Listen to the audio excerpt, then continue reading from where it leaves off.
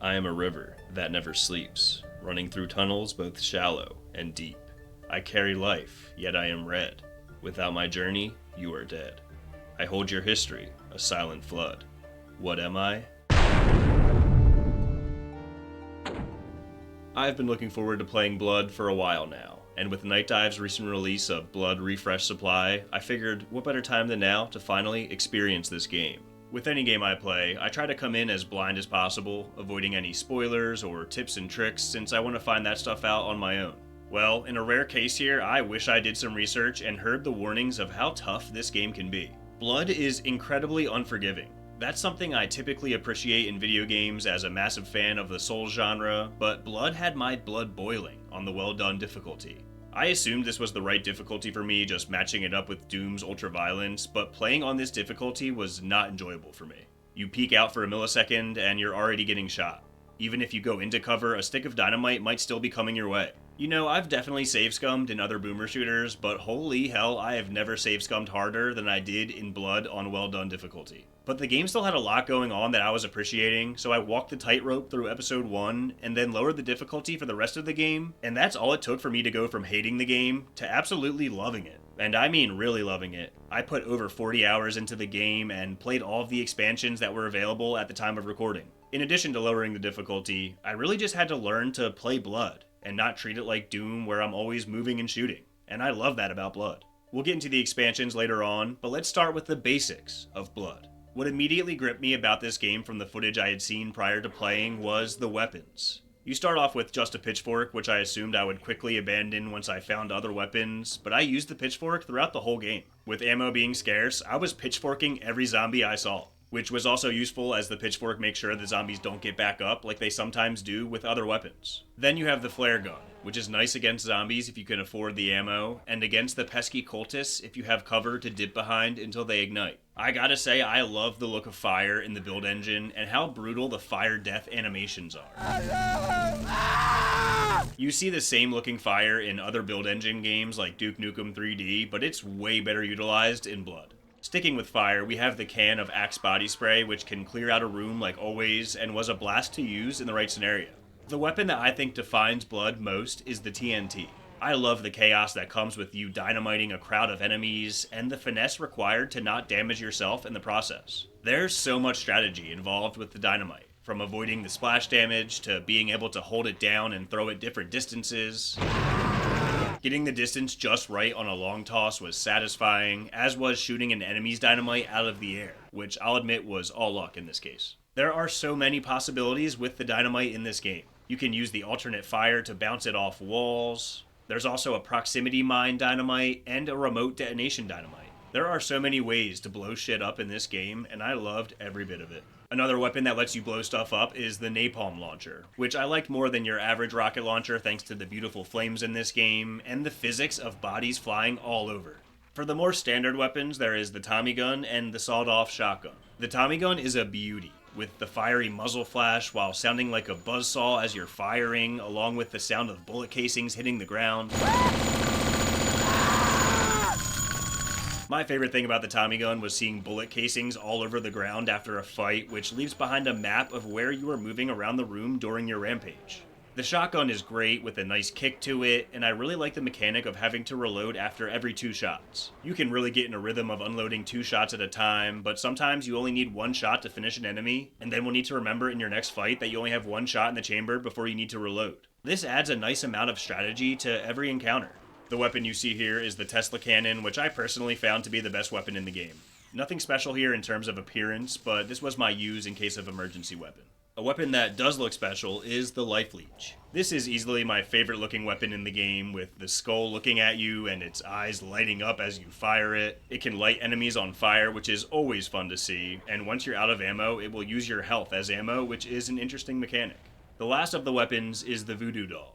This was the weapon that, when I saw it in videos, I was like, alright, yeah, I need to play this game. The Voodoo Doll works how you would expect, which is just such a cool idea for a first-person shooter. Watching it melt the flesh off a butcher was one of my favorite things I laid eyes on in this game. I honestly did not use the Voodoo Doll a whole lot, but wish I had used it more once I realized the ridiculous range it has, which was unfortunately towards the end of my playthrough. And something else I barely used was the alternate fire for the weapons, which is crazy, I know. I tried out the alternate fire for the TNT early on, and then honestly just forgot to check out the other weapons' alternate fires once I got them. It's embarrassing, I know. If you're a fan of this game, I'm sure you're screaming at the screen right now. But I think this speaks volumes to how great this game is. I put over 40 hours into this game having a great time, and I somehow only scratched the surface on what this gameplay can provide. Even without the alternate fire, I thought all the weapons were great, and that they each served their own purpose and were enjoyable to use, especially when you can unleash havoc with the Akimbo power-up. I had a great time playing the game ignorantly without alternate fire, but now I'm also looking forward to playing the game again while using the alternate fire, and it will probably feel like an entirely new game. Something that will not be different the next time I play is the enemies, and that's fine by me. There is a great variety of enemies in this game. There are the zombies who are fodder, but are still utilized in ways that will have you clenching. The cultists, who had me raging on well done difficulty, are way more reasonable on lightly broiled. The cultists come in different varieties, such as the standard brown cloak and the more difficult black cloak. And then in the post-mortem expansion episode, there are green cultists who throw dynamite, and the blue cultists who fire Tesla cannons. The cultists are brutal at first due to their hit scan, but the learning curve of this game teaches you to play methodically, and eventually, once I was well versed in the game, I felt like I could predict where they would be in most rooms. They still do not make it easy for you, sometimes dropping onto the floor, and unless it was a coincidence, this cultist was smart enough to jump into the water so that my flare wouldn't kill him. Hate them or love them, you gotta love the yelp they let out when you kill them. The butchers are a solid enemy, the gill beasts look ridiculous, I love it, the dogs are a serious threat that provide a nice challenge, and the phantasm offers a change of pace in the combat since you can only damage them when they prepare an attack. It felt rewarding getting into a rhythm with the shotgun against the phantasm after not knowing exactly what to do against them at first. The gargoyles are awesome for them sometimes appearing as a statue and then aggroing once you get close, and the simple fact that gargoyles are sick. There aren't nearly enough gargoyles in popular media today compared to when I was growing up, and that's a dang shame. The enemy that is somehow my favorite and least favorite at the same time is the Hand. Seeing Thing from the Addams Family crawling at me caught me by surprise and filled me with joy. Just seeing this thing in game and watching them pop out from unexpected places made me happy. Why they're also my least favorite is because if these sneaky bastards touch you, they're choking you out until you're dead with no chance of escape, as far as I can tell. Like I said before, as a first-time player, I was save scumming like crazy, but a couple times these little bastards got their grip on me and I hadn't saved in a bit, and I was not happy. To add to the enemies, each episode has a final boss, which then becomes a recurring enemy. The first episode has the larger gargoyle, which I was still on well done difficulty for, and had to use practically every bullet I had to beat. Episode 2 has the giant spider that births little spiders, and I also feel took a ton of damage. Episode 3 has the Cerberus, which I found to be more deadly in terms of damage output compared to the others, and then the final episode of the base game has you do a boss rush of all 3 of these bosses before fighting the final boss, whose name I do not know how to pronounce. A solid boss fight at the end of each episode and then a boss rush leading up to the finale is the perfect design for a boomer shooter, if you ask me. This game is perfection. A big part of what makes this game so great is the level design. On the surface, there's a ton of nice looking areas with plenty of cool stuff to look at. There's wacky, fun stuff to interact with in levels like the carnival games, the jukebox that plays some great music,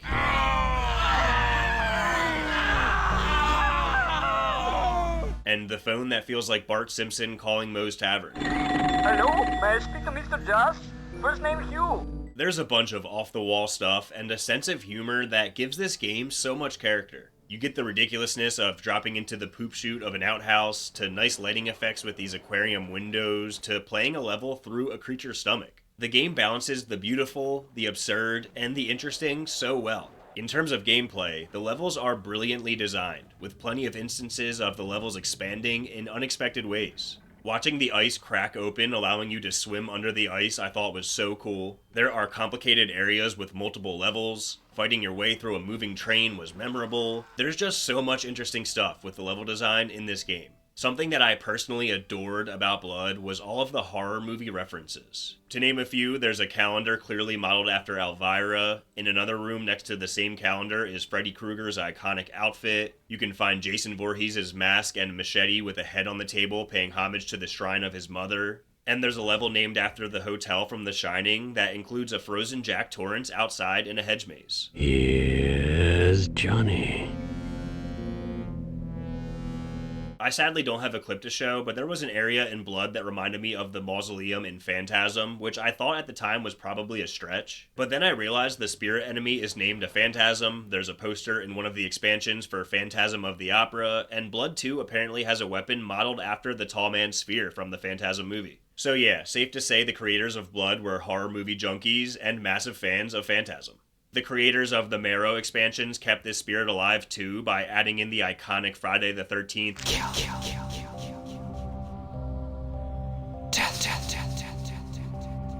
They also threw in an Evil Dead reference, This is my boomstick. a Child's Play reference, and what I believe to be a Pennywise the Clown reference. Much respect for the horror movie love in this game. And of course this game is largely a horror game itself, which is tied together by the music. The main menu music sets the tone for the gothic horror experience ahead.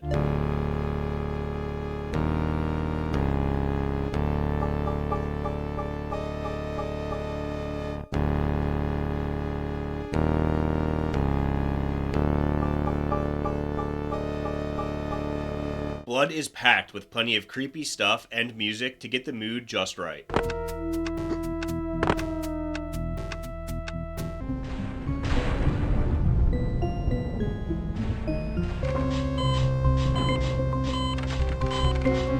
The thing I honestly had the most fun with in Blood is the physics. Sending bodies flying with an explosion never got old. Being able to burn up trees is a nice detail, and I spent a ton of time kicking dismembered heads around.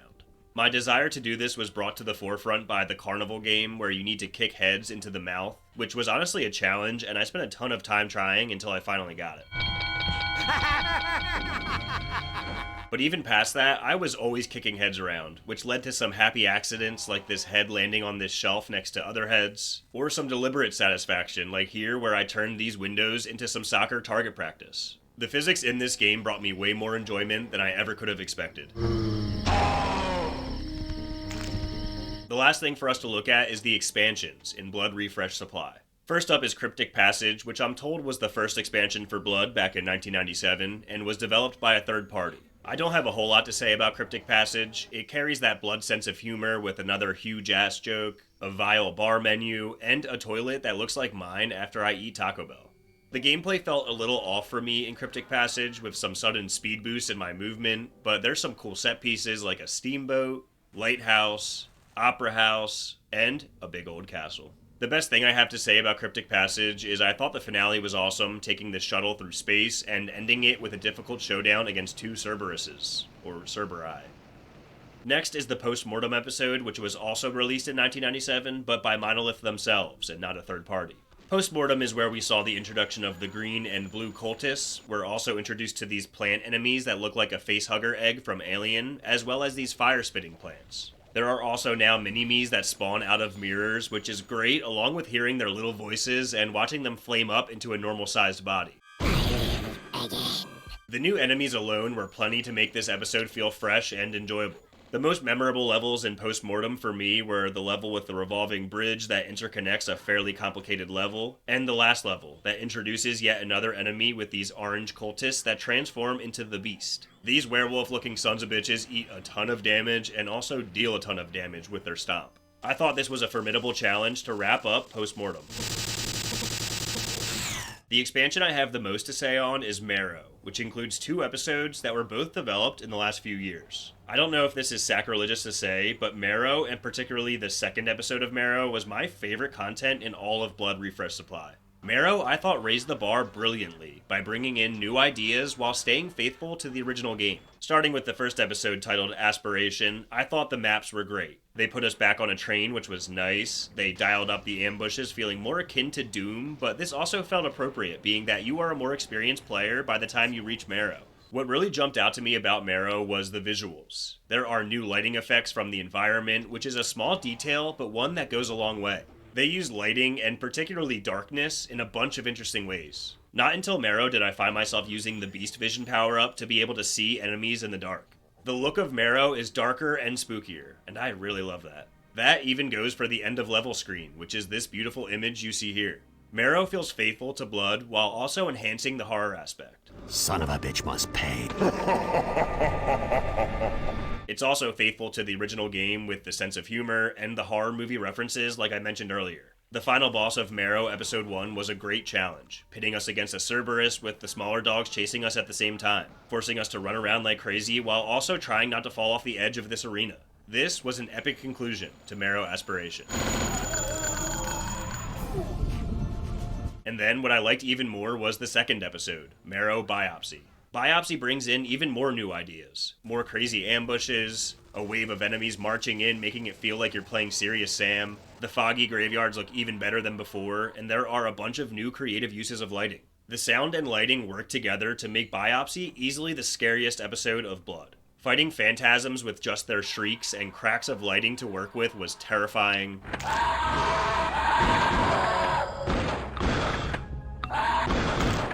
The mix of jump scares and eerie stuff is incredible and provided more horror than I ever expected in a boomer shooter. You'll see doors open and close on their own. You can find yourself locked in a closet all of a sudden, triggering your claustrophobia. Enemies jumped out of this movie poster, but not the other poster, which for me was an incredible scare followed by a great fake out. You really never know what's going to happen next, and you really never know what to expect in the dark.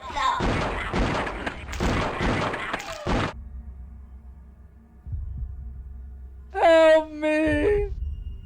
The horror is fantastic, and it's also enhanced by the new statue mechanic. There are statues of enemies that will turn to look at you but not come to life, until every so often they do come to life. This keeps you on edge whenever you're in their presence, and will really have you clenching when you walk into a room like this. Even here you get to take a breath after the statues wake up, but then there's still more statues in the room you need to question if they're going to wake up on your way out or not. This fake out got me so good with these statues shattering I thought I was in the clear, and then I turn my back and have a room full of gargoyles frenzying. And I have to mention the hand statue. Those little bastards got me again. They really scared the pants off you in Marrow Biopsy, but there's also cool level design, some new ice zombies that look different when you burn them up. The new tentacle enemy isn't much of a challenge, but the episode as a whole is a good challenge and culminates with the final level, which puts you into a big room with waves of every big bad you fought along the way. Similar to the end of the base game, but again raising the bar like every great expansion should. That's it for the expansions as far as this video goes. I saw Death Wish was recently added to Refresh Supply as I'm recording, so I don't have any footage on that, but I will definitely be checking it out in the future. I'd love to hear your thoughts on Blood in general, or specifically Blood Refresh Supply down in the comments. If you tried Blood and didn't like it, I strongly recommend swallowing your pride and lowering the difficulty, and you may fall in love. Wow, this promises to be fun. The game is very difficult. Even opening a door can kill you if you're standing in the wrong place. But the game is also incredibly unique, well-designed, and packed with a ton of content that you can get your hands on easily with the Refresh Supply version, and even more with all of the mods out there. If you've made it this far, thank you for watching. Please like the video if you think I deserve it, and I hope to see you on the next one.